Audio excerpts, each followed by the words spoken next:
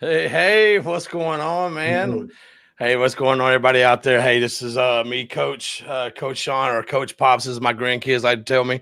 Coming from me all the way from the West Coast down here in Oregon and Pacific Northwest. I got my guy, Ronny Bruce, uh, veteran, warrior, author of Grunts of Wrath. How you doing this week, Mr. Ronny Bruce? And I'd like to point out 4-1 for his picks this last week there. How you doing, Mr. Ronny?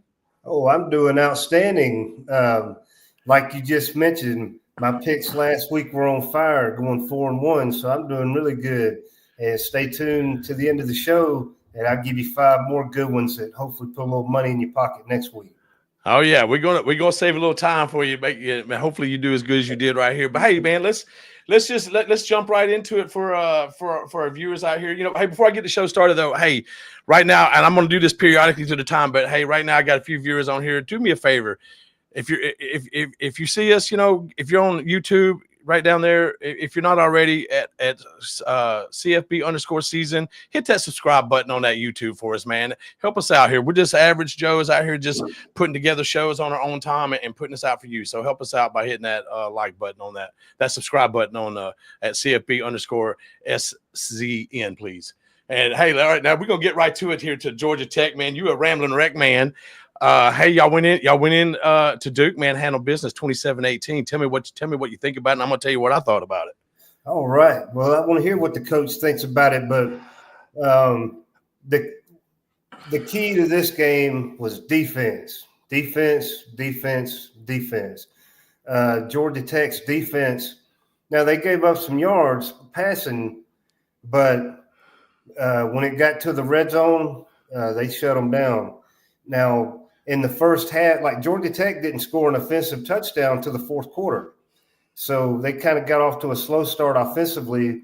But during the game, in the first half, Duke left about at least 14 points out there because they were shut down on the goal line. Now, the first time was it Omar Daniels. So Duke was inside the 5-yard line, ready to score. And boom, Omar Daniels scoop and score, 95-yard touchdown. And as you know, being the coach, that's got to break an offense's back because, when you get inside the 5-yard line, you count on scoring, especially when you're a high-powered offense. And, they got that turnover. Instead of being up 7-0, you're down 7-0. And then here comes Duke. They got the ball. They drive it down, and they get on the goal line. And Georgia Tech, that defense hunkered down, and do 4 running plays on the 1-yard line, and then they got shut down all 4 times. Turnover on downs right on the goal line. Really, they really stopped them with about 7 plays in a row because they ran. I believe it was a 3rd down. There was a penalty on Georgia Tech, put the ball on, right there on the goal line, and then 4 down straight. And Duke ran the ball every time on these Right. four straight downs, and they couldn't get it in there. And again, like obviously being the coach, as much as it's a downer for the offense, that's got to really jack up a defense when you shut an offense down on the goal line, because that's usually a gimme. I mean, I'm sure sometimes when you're on defense, you're back there thinking, "Oh, dang, man, we're going to give up some points." And when you shut them down 4 downs, that's you're dominating the line of scrimmage, shooting through the gaps, controlling it, blowing people back, and that's just that's a backbreaker for an offense. And so that Georgia Tech defense, twice on the goal line, shut them down, and then a scoop and score for a touchdown. And and I mean, you tell me, that happens to you twice in the first half. Well, I tell you, they set the they set the tone. I tell you, the way it was a great play. The scoop and score was a great play because I'm going to tell you right now, the defensive end crashed hard, came down hard, and he totally messed up that mesh point at the handoff at the mesh point right there, and it looked like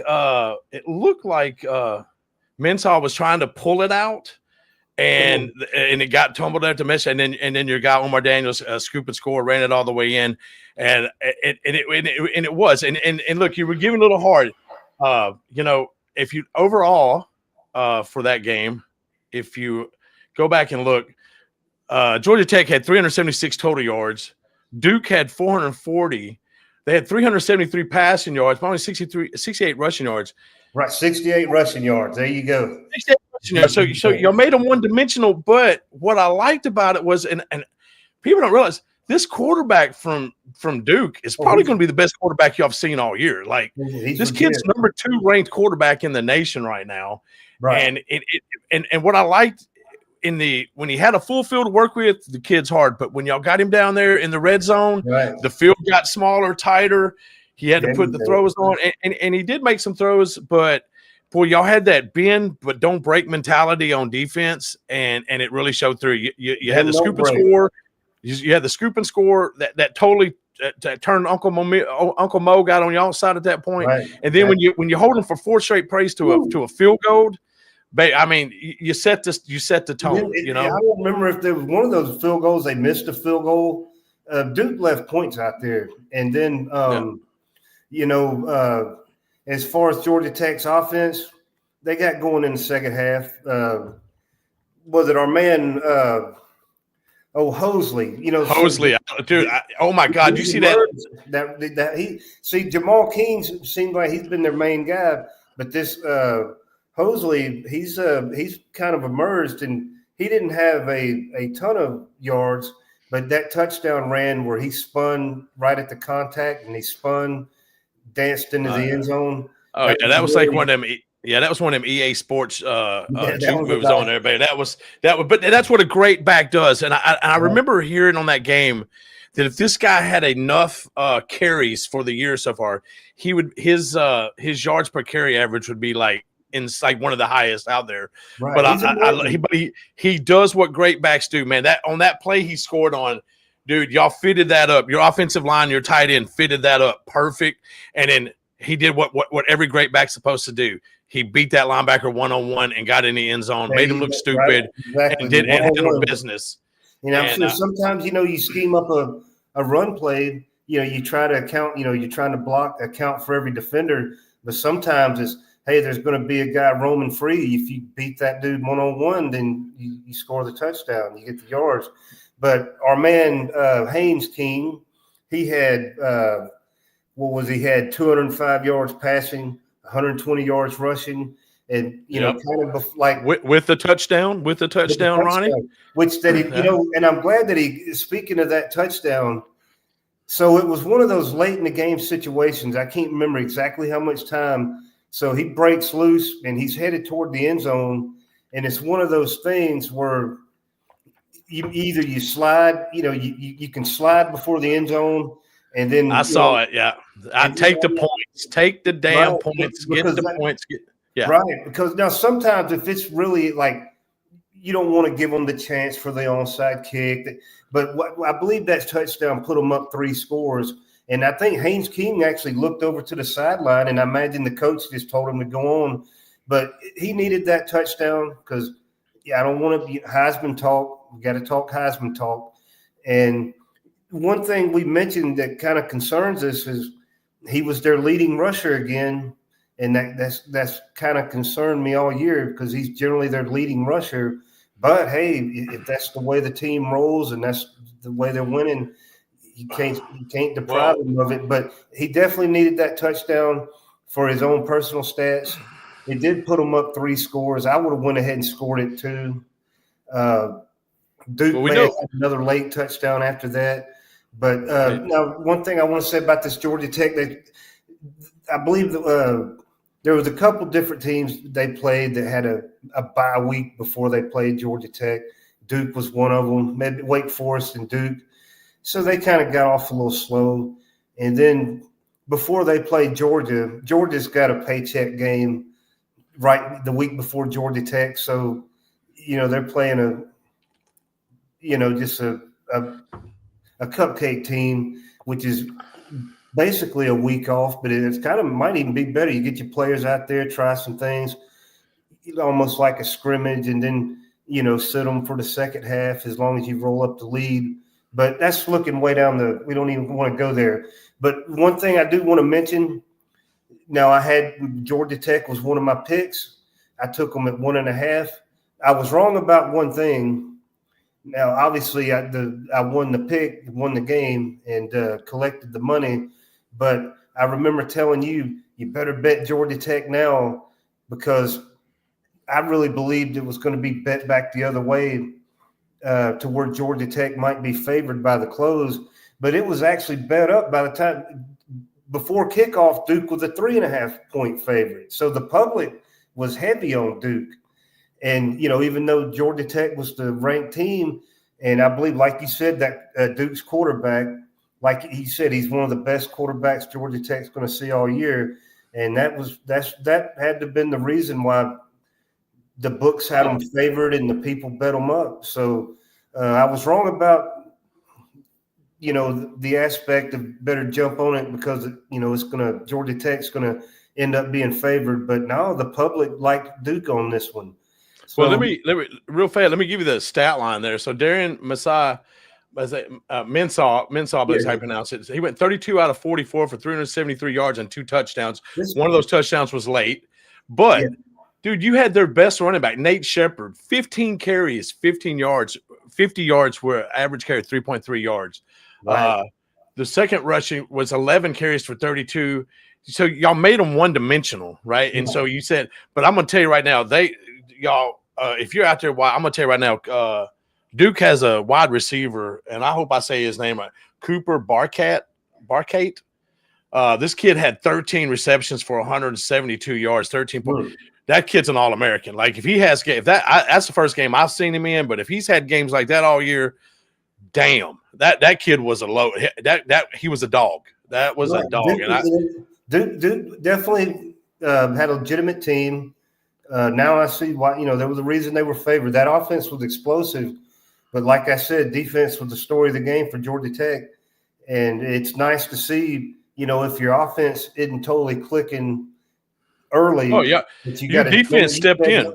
Remember last week, balance. The balance is what you were saying about. Oh, yeah. Well, Georgia Tech's defense stepped in that first half. That scoop and score, monster. Turned the momentum right there. Held them to a field goal, monster right there. You let Georgia Tech get their game together. And like you said, with that being said, the balance on that for you guys, Georgia Tech had 376 total yards. 205 of it was passing, 171 of it was rushing for y'all had 6.6 yards per play, average per play. So pretty daggum balanced right there, I mean, like, you can't you can't just load the box on one way for Georgia Tech. You gotta play the pass and you gotta play the run. And unfortunately, I do hear your fear, because I watched a little bit of that game. I worked nights, so I got to watch some of it before I had to fall asleep. But if I did watch the highlights, boy, I tell you, I know it. Haynes King has had issues in the past with injury. You hate to see that kid taking licks this time. I mean, because I do y'all know y'all have a quarterback that's played some significant snaps in the past, but he's not Haynes King either. No. Well, that's what, like I said, the biggest thing that concerns me with Georgia Tech going forward is him continuing to be their leading rusher, taking, a lot of punishment. He's tough, but get this Hosley kid involved. He's emerging. Boy, I tell you. Give him the rock, let him get loose. They got a two-headed monster with Jamal King. So, well, that kid Hosley right there, one-on-one. I don't know if you tackle him one-on-one, man. That kid move was pretty nice. Dude, that was sick. But, so one of the things I did see on defense for you guys, I felt like your corners, your secondary could have tackled better. You had moments, man, where y'all did excellent. Then you had moments you're like, what the hell? But that's part of that bend, don't break. But once the field shortened up and y'all got them in the red zone, y'all were able to tighten up a little bit and do it. And so I thought that was pretty good. But like that when Hosley sealed the deal, to me, Hosley sealed that deal. That is what it is. Y'all hit that really point. Meant something when things were still kind of on the line and they needed to go ahead and get a nice lead. Hosley it sealed it. I watched that play over and over and over, man, and that point of attack was perfect from the line of scrimmage, from the way the lineman played it, the way the tight end hit it. And, I mean, it was just man, that's one of those guys right there, man. I don't know what y'all looking like, whatever here, but that kid Hosley, that's one right there. You better make sure somebody's already talked to him in the portal already. I bet your ass on that. Oh yeah. And what's your kid, Isaiah Canyon? Is that how you say it? Cannon? Your tight end, man. He made a hell of a catch that bailed King out late in the game. That when you needed a catch, he made it, and that's what good players do. That's what great players do. And I tell you, Georgia Tech did everything they needed to do to win this game and win it convincingly. And what rank are you? God, what rank are you guys 7. now? That's what I thought. 7. Now I want to just button it up here. The last point about Georgia Tech is this 7-0 start. This is the first time they started 7-0 since 1966 when Bobby. Say that again, Ronnie. Say that again. What time? 1966 when Bobby Todd was filming the sideline. Now, the year that Georgia Tech won the national championship in 1990, when they split with Colorado, they were an undefeated team, but they had one tie. So they had one tie. But yeah, this team 7-0, first time since 1966. They got Syracuse coming up where they're like a 17.5-point favorite. How do you feel about that, man? I saw that line and I'm like, that coach at Syracuse, I don't think he's going to give up 17.5 points. I could be wrong. It's not a game I would bet. And now the one thing that I believe will keep Georgia Tech from looking ahead and maybe not slipping in this is it is their homecoming. So it's Georgia Tech's homecoming. So maybe that'll be a good reason for them to play with the tail on fire. You got to keep motivating these. And dude, Tech, it seems like in some past years they'll win games that maybe they have been underdogs in, but then they'll just lose to a team they should have beat. So the game after your Syracuse game is that you guys are at North Carolina State, and to me that's a scary game because NC State has played some good ball, but they lack consistency. But if they put it all together, that's a dangerous team for you guys. For sure. And then I believe Brent Key, he seems to have a way of keeping them focused on the task at hand. Just don't look ahead to the Georgia game. Just keep playing like we were talking about as far as the ACC standings. Pitt will be their last conference game. And like we said, Pitt will, as their record stands now, they're kind of still in it for that ACC championship game. So Georgia Tech, just take care of that business and don't look ahead to Georgia. That's the thing. And then when it gets to the Georgia game, it's been a long time since that clean old-fashioned hate has really meant something. And this year it could actually mean something. So let me ask you. Bravo Georgia Tech, and the Rambling Wreck just keep on rolling. Well, Ronnie, let me ask you this. So I'm looking now. ACC, here we go. Georgia Tech. 7-0, 4-0 in the conference with a winning streak of 7. Right behind them, you got Virginia over there, right? At 3-0 in the conference, 6-1, 6-1. And I believe, if I'm not mistaken, man, I believe their loss is to North Carolina State, but it doesn't count as a conference game because it's a rivalry game. So this year, next year, it doesn't count as a conference loss to either one of those teams. So their loss is to NC State, if I'm not mistaken. And then you got SMU that's sitting 3-0 in the conference, but 5-2, 5-2 overall. And then they just beat Clemson, I believe. So they beat Clemson. There's still a good bit to work out. I don't even know Miami lost in one of my picks. Right. Miami's definitely not out of it, and I don't even know that Louisville's out of it. So there's still a good bit to shake out in the ACC. Right now, the way it is Georgia Tech, Virginia, SMU, Pittsburgh, Duke, Louisville, and a lot of these are based on overall records. Right. But yeah, Louisville. Y'all don't play Louisville though. Let's see. I don't think they play Virginia, Louisville, or Miami. So Pittsburgh, y'all will settle the Pittsburgh debate because right. Pittsburgh comes to town. That'll be an elimination game if things keep going the way they do. And so I guess I'm looking forward to it could be Georgia. It could be Georgia Tech in that ACC championship game. It could be them versus Virginia, Virginia, Miami, SMU. And the good thing about Virginia, you talk about a program that's been away for a while. I remember the year Georgia Tech won that national championship in 1990. Virginia was ranked number 1 in the country, and Georgia Tech come in there and beat them in Virginia, beat the number 1 team, which was Virginia at that time. So good to see Virginia back. Well, hey, I'll tell you something. Go ahead. I'm sorry. Go ahead. No, what I don't get, this whole Florida State, like, I believe they're 0-4 in the conference. They may have lost like 8 or 9 conference games in a row. I just don't get how you can beat Alabama, who could possibly be the SEC's best team, and then just fall apart like that in the ACC. It's you know what I mean? I think that's what we're finding. There's parity. It's the Penn State, any team can beat anybody. I mean, let's go like Arkansas. If we had an average defense, we'd have beat it. We would beat Texas A&M. But now let's talk about this Arkansas. Let's get to that one. Let's get to that one. I'm still Georgia Tech. So I was going to ask you. I know you predicted a blowout. Bobby Petrino, I assume, is the interim coach.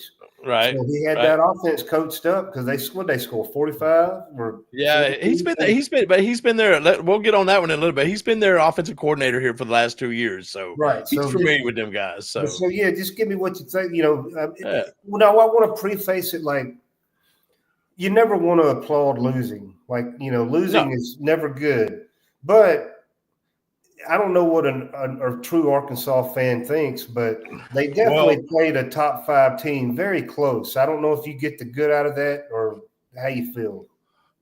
Well, so when it comes to Arkansas, so I guess we'll go ahead and transition over to Arkansas. So yeah, we lost 45-42. Totally surprised me. But so let me start by saying this right here. So what that game showed me is this, and if I don't know how many people are watching right now, I don't know, but I'm going to tell you right now, and I'm looking at you right now, Ronnie and I here. Arkansas's offense is elite, and I'm going to prove it. So they compiled 527 yards, right? It's their 5th 500-yard game of the season under Bobby Petrino, who was the offensive coordinator last year and now the interim coach this year, right? He's an offensive wizard, man. Oh yeah, I say it all the time. He's a quarterback. He's a quarterback whisperer, and his offensive coordinator is just off the chain. And right now, the Razorbacks, we lead the SEC with 500 in total offense. We're number 1 in the SEC total offense. We're number 4 nationally with 513.7 yards per game. Ooh, and they're on pace to break the record that was set back in 2010 when Bobby Petrino was the head coach of 482.50 yards that was set in the Ryan Mallett Ohio the Sugar Bowl team seems like. But the good things I saw in that game. The one thing I will say, I got to give some shout outs. There was a couple things I said. First off, we had no turnovers. No turnovers. Ball security was you can tell it was a focus point during this week, and you can tell the way the kids reacted. No turnovers. I thought that was great. And also too, discipline. Holy damn, discipline. No penalty. We only had one penalty. I'll tell you about 1 penalty for 10 yards. One penalty for 10 yards. Just one penalty. The whole game cleaned it up.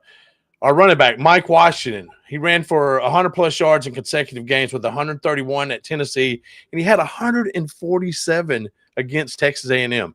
I don't think they've had anybody anywhere near 100 all year against them, right? But I got to give a shout out to one group of side over there for Arkansas was the receiving and the tight end core. Oh my gosh, man! I don't know if you watched the game. I was able to wake up and I watched the game before I had to go to work, and then I watched the highlights again. And I got to give C.J. Brown from Bentonville, Arkansas, and that whole core, that whole receiving core. Mike Washington ran for 147 yards because I have never seen so many receivers downfield blocking as I did. It looked like the old Pittsburgh Steelers days when Hines Ward was on there when they were blocking. Yeah, that's a well coached because when you got receivers motivated to block, That's Oh yeah. definitely. So that offense is on fire. You're saying? Oh yeah, yeah, man. I mean, the coach Ronny Fouch, I think is how you say his name, the wide receiver coach. Man, he had him down there, and they did. I mean, the receiving core they caught everything. They had good yards after catch. Omega Blake is like one of the top. I think he's like number 18 receiver in the nation for Arkansas right now. But they're just unselfish play. I mean, they just blocking all the way downfield. It was a beautiful thing to watch, especially if you're a coach and you're a defensive coach. And there's certain things you got. Your linebackers, you want them to trust their eyes. You want your defensive linemen to do what they're supposed to do, and you want your receivers to cover. But then when your receivers are having to worry about people blocking downfield too, it makes it that much tougher. And man, it was just crazy. The one thing I did see for the second thing I did not like was, besides our defense was atrocious, was the coaches. They got to get better at clock management. We had a better chance of winning that game. They wasted like 45 seconds because I don't know why. But that stuff drives crazy when they. Oh yeah, it drives me because and I tell people right now, and I'm telling you, Ronny, Arkansas is elite on offense. They're number 4 nationally ranked, number 4 team in the nation total offense. To give you a little bit of perspective, your guys, Georgia Tech is number 19. Virginia's number 20 ranked in the nation. Taylon Green, quarterback, number 3 ranked quarterback for passing yards. He's 12th quarterback in the nation. And oh, by the way, he's 6th in the SEC for rushing, right? And he's 33rd in the nation for rushing for quarterback. And he's the 4th ranked quarterback for rushing. The only 3 that beat him out is the 3 Service Academy quarterbacks that are leading the nation in rushing. And the 5th quarterback behind Taylon Green for rushing, Haynes is your boy Haynes King, number 5 rushing quarterback. Number 5, yeah, out of them. And he is tied at 39th. Now, this next one is going to be interesting because Auburn, that should be a good showdown. I believe Arkansas is back to being favored by just 1 or 2. It's almost a pick 'em. Is it a pick 'em? Because last I saw, Auburn was we were still a 1.5 dog. Okay, yeah, it's somewhere flirting around there. And Bobby Petrino got the offense on a roll, and then Auburn. See, you wonder. So Auburn, are they at a point now to where they want to play for their coach, try to win a big game? Or have they kind of packed it in like the Penn States and the Florida States? I think this is a big game to like keep that momentum going. And if not for anything this year, transfer portal, momentum next year, coaching carousel. Who knows what Auburn's going to do with that? Right. But what do you think? Give me the preview on that Arkansas Auburn. So here's what I think. Okay, so when it comes, this is going to depend. This is the one time. I say the one time. This is the one game. This is one game right here that the offense I think can carry this game by itself, single handedly, regardless of what the defense is doing. Because I was going down here, our top running back Mike Washington. He's number 2 in the SEC. At 95.8 yards a game. Omega Blake is a number 3 receiver in the SEC. He's number 18 in the nation. Omega Blake is, what is he? He's 83 yards a game. Let's see who else. What else I got? Dude, we're scoring so many damn points, dude, that the field goal kicker is ranked in the top 10 for points scored. Like, that's crazy, dude. He's number 10 ranked in there, right? But here's the problem. For all-purpose yards, Mike Washington, running back number 2. Total offense, Taylon Green, number 1. Taylon Green, our quarterback. And then in all of college football, Arkansas is number 1 for explosive plays over 20 yards or more in all of college football.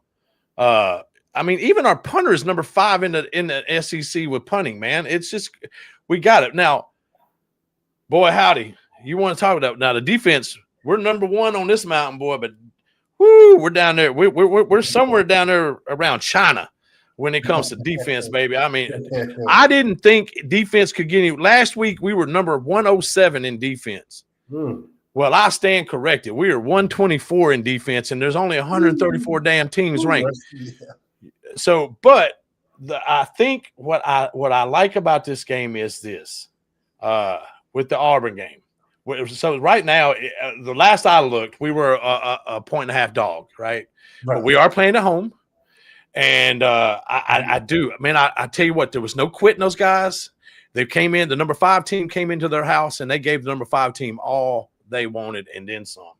I think right here this is where you want to we want to make them one-dimensional. I think if Arkansas can just get everybody in that box and say we're not going to let you run on us, I do not think Jackson Arnold, their quarterback, I don't think he can't beat us. I don't think that kid can beat us. I mean, I guess when your defense is generally soft, yeah, just stack the box and make them throw it, and that's about your best chance, Yeah, I mean, the thing is, we haven't had a takeaway. Defense has got to get some takeaways, and my takeaway, and I actually have this written down here. My takeaway: Arkansas must take away the rushing attack, make them one-dimensional offense.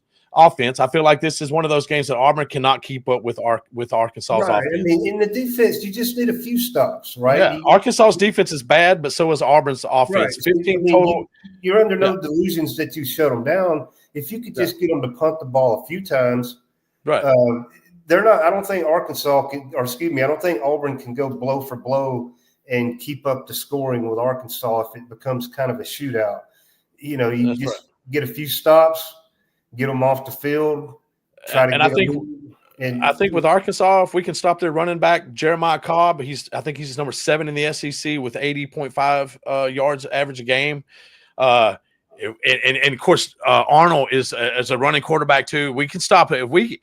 I honestly feel like if they come at them with the mentality of, hey, we're going to put 4 in the box, we're going with 3 on the outside where we can bring in 8 in the box if we have to, and we're going to line up, and I'm going to say, hey, quarterback, I'm going to dare you to beat us because I don't think he's good enough to beat us. I just don't see it. He's not the quarterback you guys faced against Duke.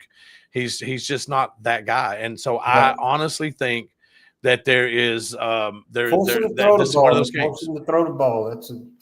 On defense, we need to know where Xavier Atkins is at. He's number 8 with 48 total tackles. He's got 5 sacks and 1 INT. He's tied 5th with Arkansas for sacks. But that 5 sacks, you got to know where that kid's at. But Arkansas has handled business on that offensive line. I'm going to tell you right now, there's not a damn thing I can say about Coach Petrino and offense right now. I mean, nothing. You're number 4 in the nation. You're number 1 in the SEC. Who's going to talk about your offense? No. Well, let me throw something at you to get you towards on the subject of the coaching. Hold on before you go, because I know where you're going with this. Because I'm sitting here. I was just about to say, this guy wins this game right here. In the next game, if he wins that Mississippi State game, this coach could. And at first, I'm sitting here, and now I'm kind of like, you know what? The man wants the job, and he was the offensive coordinator last year. He's the interim coach now. He's got the number 4 rated offense in the nation, number 1 in the SEC. He wants the damn job. Pay the man cheap, and let's go put our money for an offensive coordinator. For a defensive coordinator, like a good one. You just made a good point. So I just want to ask you, when it comes to Petrino, it's kind of a silly question, but you kind of answered it. Like at this stage in his life, as older. Do you think is he campaigning to be the head coach? Or do you think at this stage, do you think he'd rather just be an offensive coordinator and not have the weight of the program on him? Or does he really want to kick ass as the interim coach and get the job? Because I want to make this point before you answer that. One thing about staying in-house with a coach, right? So if you keep the interim coach, and this ain't just any other interim coach, this is Bobby Petrino, who had Arkansas nearly to the promised land years ago. He's always been an offensive wizard. He's the offensive master, And so if you hire an outsider, like if you go out and you hire a coach on the outside, maybe even a primo coach, you're probably going to lose a lot of players in the transfer portal. It's just the way it goes, Now, a lot of them may come in, but if you stay in-house, the one argument that I would make for Bobby Petrino, if he wants it at this stage in his life. Sounds like he does. If you keep him, you've got that high-powered offense that's ranked really high. He's always had a high ranking. He's an offensive master.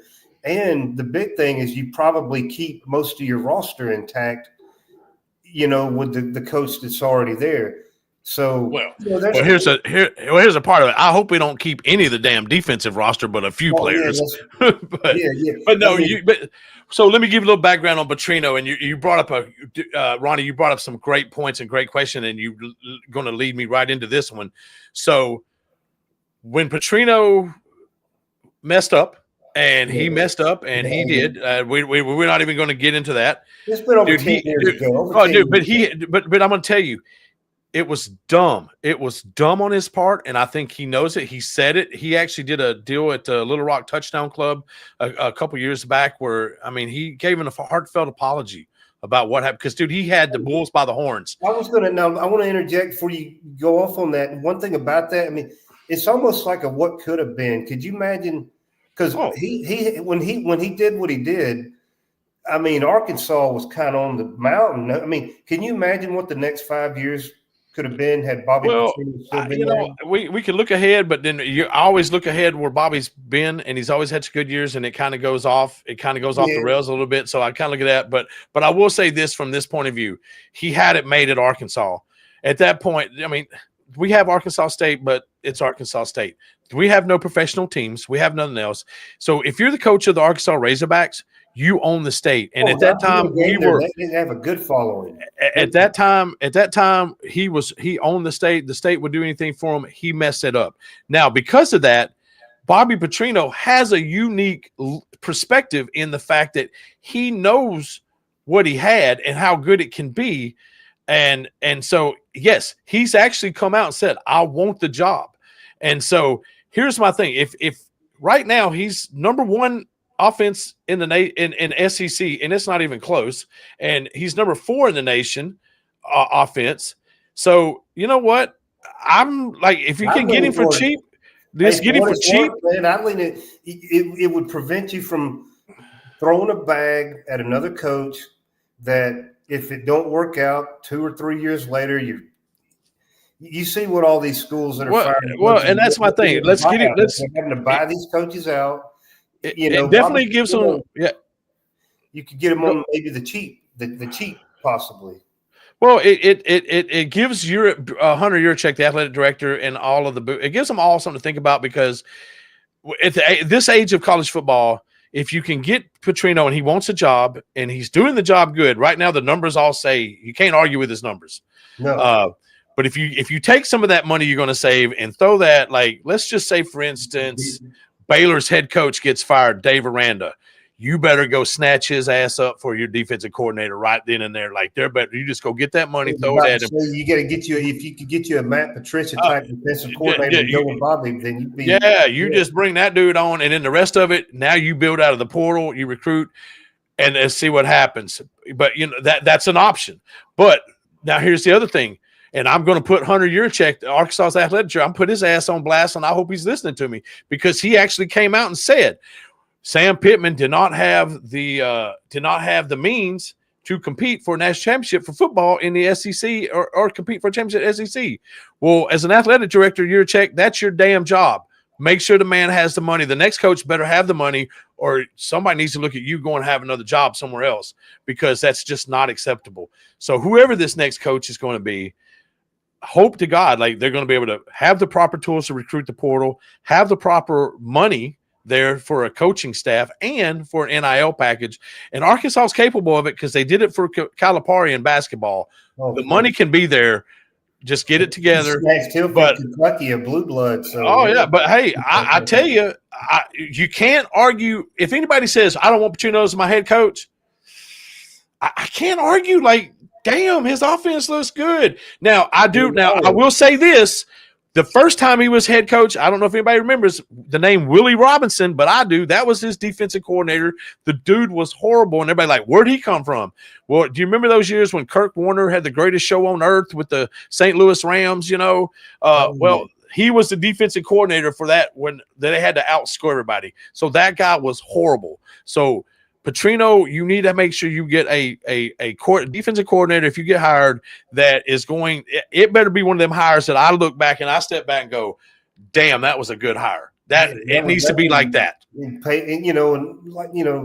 Like I said, I mean, unless you're going to get one of the primo coaching names, I just stay with Petrino and, like you said, get a jam up defensive coordinator and let him roll. The past is the past. It's been 10 years, time heals, and seems like he's atoned for all that. Well, and I will tell you this real fast. So what I'm hearing out of Arkansas, and I'm not going to spend a lot of time because I want to give you time on your picks, but out of Arkansas, what I'm hearing, Bobby Petrino is one of the names that's come up. Barry Lunny, who is the offensive coordinator at Illinois, who is also dad's was a legendary high school coach, and he at Arkansas and played ball at Arkansas. Barry Lunny played quarterback at Arkansas. There you go. Yep. James Franklin is being brought up, so that's a good name. Rhett Lashley, SMU, but I'm going to tell you people right now, Rhett Lashley's defense is just as horrible. Is not as better than Arkansas. No. There's another name, Dow Loggins. What is he? I think it's Coastal Carolina, I think, is where he's at, if I'm not mistaken. But he also has Arkansas ties. Those are good to have. Those Arkansas ties.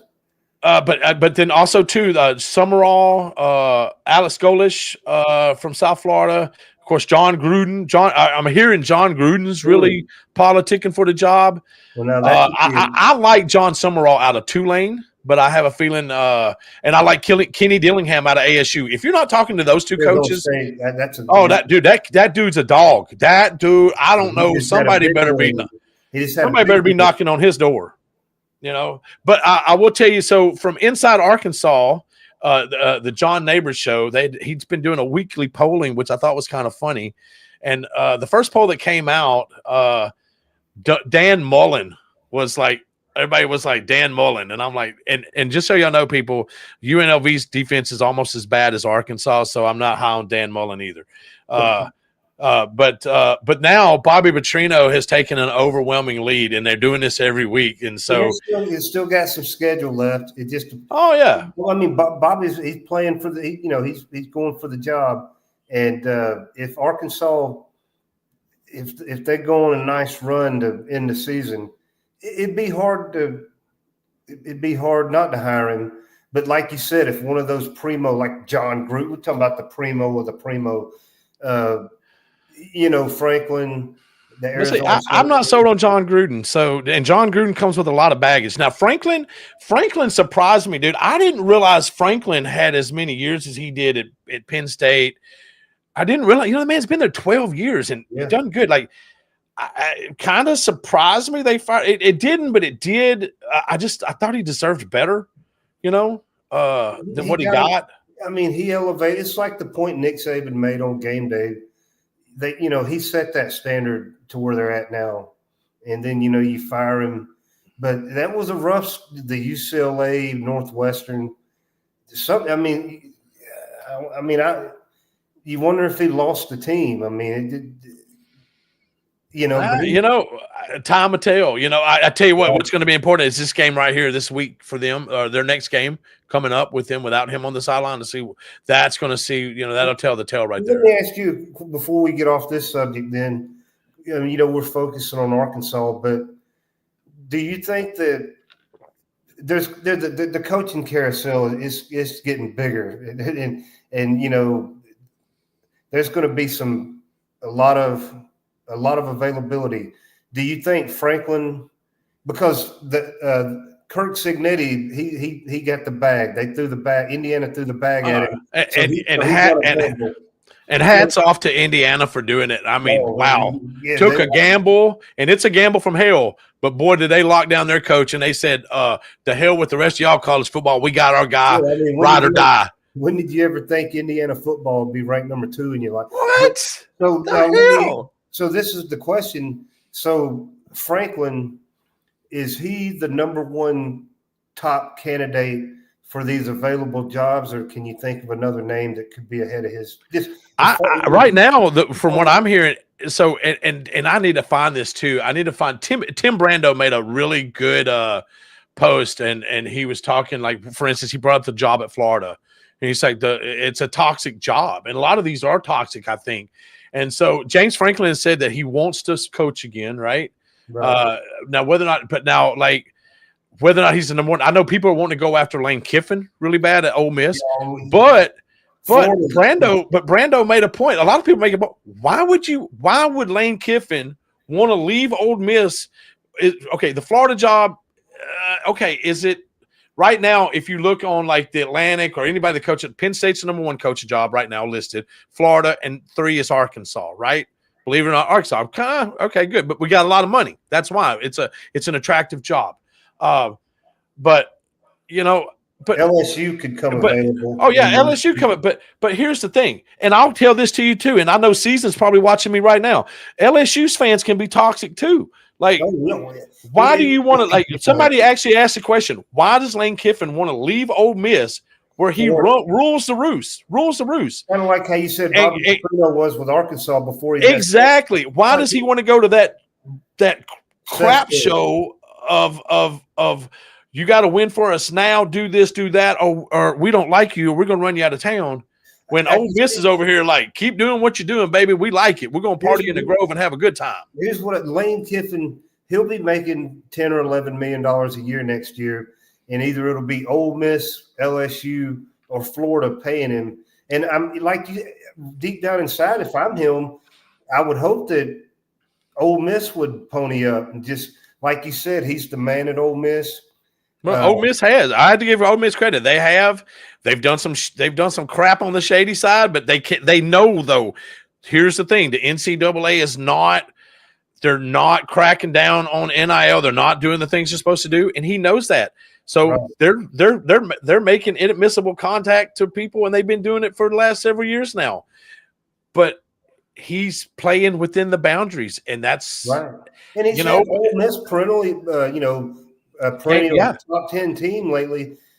You know, like Florida.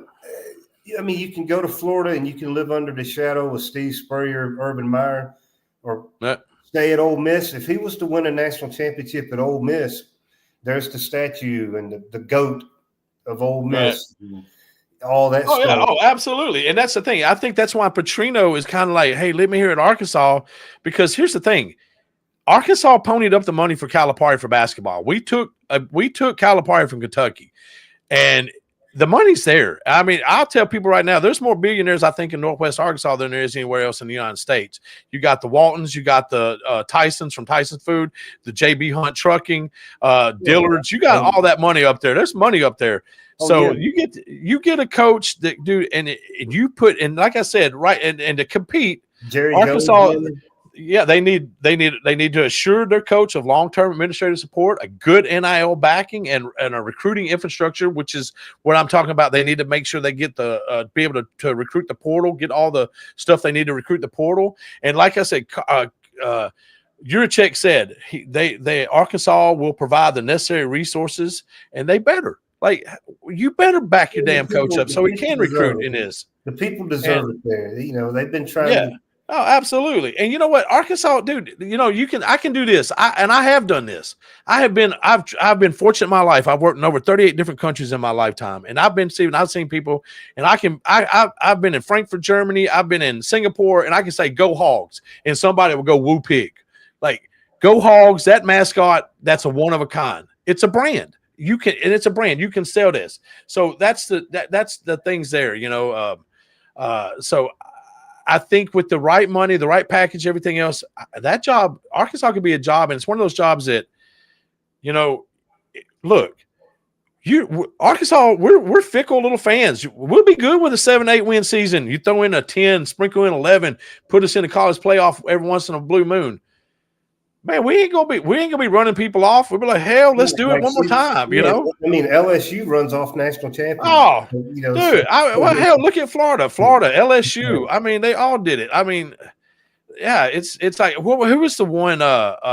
Nebraska years ago after they ran off Frank. What was it? Zorich or Zola? Frank Zorich. Who was their coach there? The guy he won 9 games and they fired him, and they haven't been right since, man. No, you know, it was years ago, but I mean, Yeah. So I'm curious. He was right after Tom Osborne, I believe. Yeah, they ran him off after winning 9 games. Like it was like, what the hell? So I think the job is there.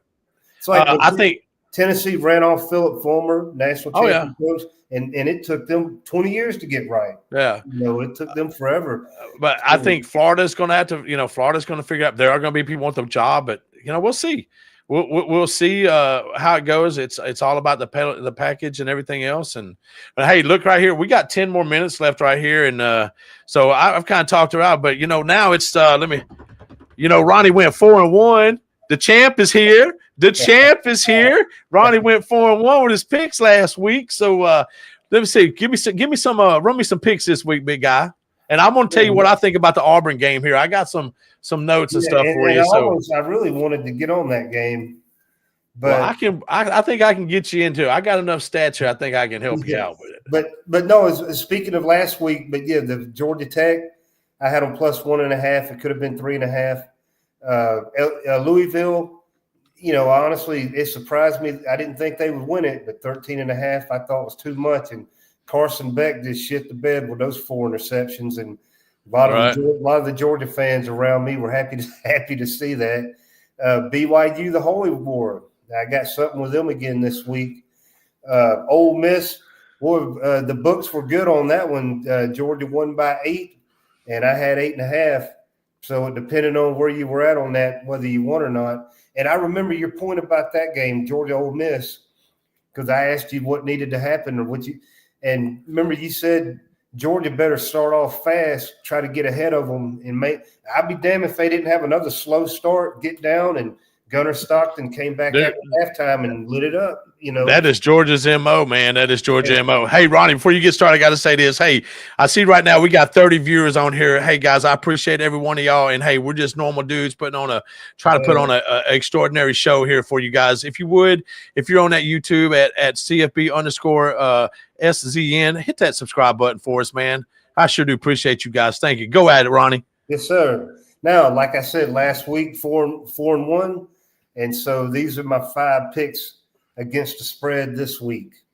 And started off with, speaking of Ole Miss is at Oklahoma, and I'm going with Ole Miss plus 4.5 because I believe Ole Miss is going to bounce back. It's a tough game. It's on the road, but I think Lane Kiffin, he's going to keep his team wired tight. They're still not out of anything, not yet. And I believe Ole Miss is more. Oklahoma just seems more on a downward trend to me. Hard to explain, but I like Ole Miss 4.5 points. And then after this one, here's another bounce back.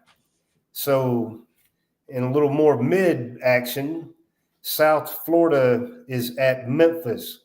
Now, if you remember, Memphis had a good undefeated team, and then they went down there and lost to UAB, Alabama Birmingham. So this week, I think Memphis gets it back. South Florida's a good team. These are 2 one-loss teams, and I'm taking Memphis plus 4.5 again. So Memphis plus 4.5 against South Florida, 2 teams with the same record. The game is at Memphis. And then I'm headed to the Big Ten in this next one. Minnesota at Iowa. Okay. That's my boy Drake Lindsay, quarterback from their Fayetteville High School out of Fayetteville, Arkansas product. Go ahead, Drake. But so on this one, if you've seen the trend, like all 5 of my picks last week, I took points. I took the points in all those, and that's kind of a trend. I don't like to give away too many, but so this week I'm taking Minnesota plus 8.5 at Iowa. I'm not predicting Minnesota to win, but I like the 8.5 points. After that, we got BYU at Iowa State. I had BYU plus 3.5 last week in the Holy War. So I got BYU plus 3.5 this week at Iowa State. And then last but not least, we head back into the SEC. Now, this is an interesting game. The only game I lost on was LSU last week. And so A&M plays LSU, and This is my only favored pick, my first favored pick of the year, and I like A&M minus 2.5. I just think LSU is stick a fork in them. They're done. They don't seem they're not playing inspired football. And now one of my almost picks, like last week, how I told you, no, I'm not going to claim it, but I really wanted to take Arizona State against Texas Tech. But Texas Tech scared me off, so I'm not. I tell you, I didn't see it coming. I didn't see it coming, Ronnie. I didn't see it. So now here's one. Wow. This was a game. Now this isn't one of my picks, but I want your opinion. I was looking real hard at Mizzou, at Vandy, a good old Vandy, and I believe it was Vandy minus 2.5, and I was really wanting to take Mizzou. But I don't want to be the guy. I was wrong about Vanderbilt. I said that they were overrated, but I just don't want to be that guy that bets against Vanderbilt again and loses another one. At some point, you got to believe in that team, especially playing at home. So I laid off that. What do you think about Mizzou, Vanderbilt? Now, I'm gonna tell you right now, dude. You can't. I'm not going against. I'm not going against Vandy. Yeah, I'm not, dude. That kid, all he does is just he plays with the biggest chip on his shoulder and says, "To hell with you, man." And I'm going, and and correct me if it's at Vandy, right? Yes, I'm taking Vandy all day long on that one. Yeah, I mean, I don't know why, but I couldn't stomach another loss to Vandy. So, go ahead. No, go ahead. No, I mean, I guess I'm a believer in Vandy now. And what's the line on the Vandy game? Up 2.5. I believe it was Vanderbilt minus 2.5 again at home. All right, so your picks right now are Ole Miss at 4.5, right? That's your first one, right? I'm gonna tell you, I like that pick because I'm gonna tell you right now, if Mateer's playing quarterback, I've said this from the get-go. I was never a John Mateer fan. I watched him play last year when he was with Washington State, and I watched Washington play in the Apple Cup at the beginning of the year last year. And the reason I went to that game was because, I got him through VetTix, but I went to see what's his name? Will Rogers. He was the quarterback from Mississippi State. And they both played horrible. And I wasn't sold. And when I kept seeing Mateer's elite, I'm like, what the hell quarterback did I see? Mateer had a good start, but then he had the injury. But dude, he always has a good start until he starts playing competition. No, I don't sold on him. I think Ole Miss does way better than 4.5. I think that's a great pick. Memphis, South Florida, I had to go with your pick on that one right there. Yeah. Two mid teams. Yeah, I had to go with you on that one. BYU, can't bet against him. Minnesota, Drake Lindsey, coached him in high school, the quarterback there. I'm going to go for Minnesota on that one right there. The kid, when that kid's on, that quarterback is on. You hear me? That kid can throw a deep out. He's got a beautiful deep out pass. A&M, 2.5. I think that's you know what, Season? I love you. I mean, I really think they're every bit the top 5 team there are, right? So I don't think that's even going to be that close. I think that's but that is a night game at Tiger Stadium down in Death Valley. I get it, but I don't think it's going to. I think the magic ends right there. I think A&M sees their eye on. They have their eye on the prize. Yeah. A&M. If you're that top 5 team that we think you are. And I think that you handle that biz giving away less than 3 points. I'll take it. So. Now, real quick, I'm going to give one. So for Auburn, Arkansas, I think it's 1.5. I'm saying take Arkansas on this right here, because right now Auburn in the SEC, they're ranked. On that one. That was one I almost made too. Yeah, Auburn is ranked 15th in total offense. Arkansas number 1. They're 9th in rushing offense. Arkansas is number 2 in rushing offense. 16th in passing offense. Arkansas is number 4 in passing offense. Scoring offense, Auburn's 13th. Arkansas is 5th. Now, defense, they're number 8 total defense. We're 16th. So their defense is good, but their defense isn't as great. Like, I don't think their offense is going to be able to keep up with us. Auburn has given up 27 sacks. Playing at home too, so yeah, and Auburn's given up 27 sacks through 7 games. So that's their passing defense is 14th We're 15th in the SEC. So there's going to be no passing defense, but I don't think their quarterback is that good. He is not that good. I'm going to go on and say he is not that good. He cannot stand with Taylor Green. Unless Taylor Green gets hurt, I don't think this game. I think this is one of them games that we're finally going to win and break through. And I think we're going to win a couple of games. And I think Petrino's going to win his way into a head coaching job. And that's how that's how I go with it right there. So, but they have to. Arkansas has got to make their stops. They have to make their stops, get off the field on third down, and they have to. And the coaches, you got to do better on clock management. But I think this is a game here that I would bet Arkansas on this one, and not just because I'm a homer, but just because the stats say it is what it is. And so, with that being said, Ronnie, we just went a little over an hour, man. And hey, everybody, we sure appreciate everybody being here. And Ronnie, as always, my dude, good seeing you here. And man, let's do this. Let's do this again. And let's see. And one more time, we got Ole Miss, Memphis, Minnesota, BYU, A&M, and we're going with Vandy. I'm going with Vandy, and I'm going with Arkansas on here. You know what? Let's see how it goes. We'll make that money, baby. Let's make that money. But hey, man, let's have a good, fun college football week, and hope to see you next Tuesday, brother. And let's have a good show next time, bud. All right, everybody out there, we appreciate y'all stopping in and listening to us. Y'all have a good night as well. Have a good one, guys.